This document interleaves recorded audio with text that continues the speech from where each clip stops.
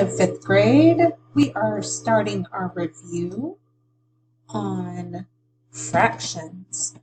I asked several of your classmates in class what was one of the things we really needed to work on the most, and a lot of kids answered fractions.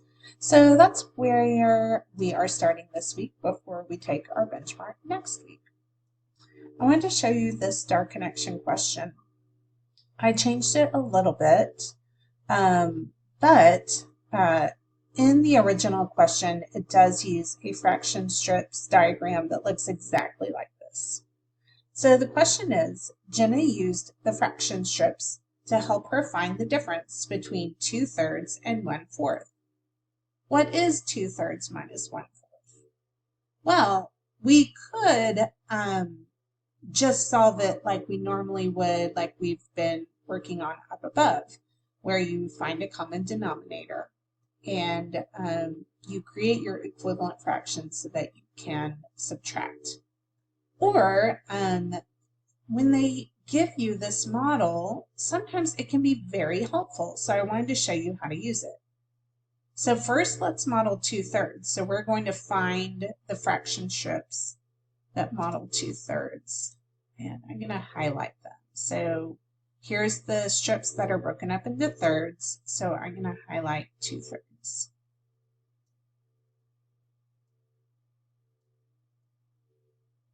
And I'm going to highlight 1/4 in a different color. So I have, here's the strips that are broken up into fourths, and I am going to highlight that 1/4.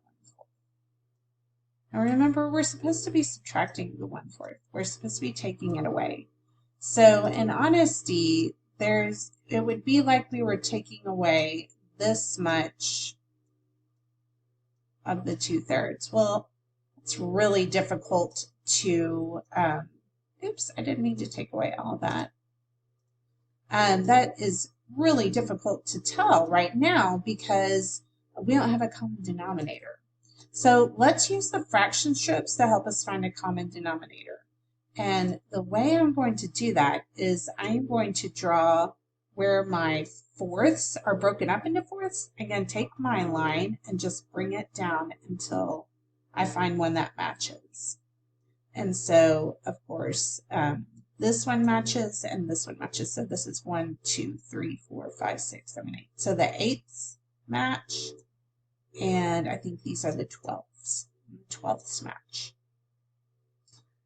Now I'm going to do the exact same thing with the thirds, but I'm going to use the one that matches both with the thirds and the fourths, if that makes sense. So I'm going to bring my line down. Now that matches, but it doesn't match up with the fourths, so we're not going to use it.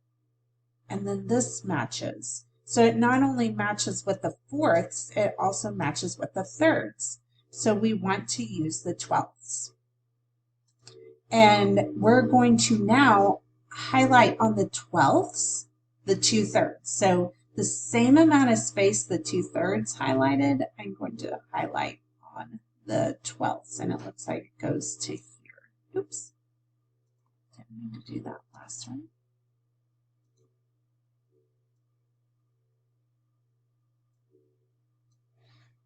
All right. And then I am going to X out the same amount that was the 1/4. And it looks like here it is the first 3. So my answer is what is left. Well, we know that our denominator is going to be 12 because we were using the one broken up into 12 equal pieces. So let's count how many are left. 1, 2, 3, 4, 5. 5 12ths. And that is our answer.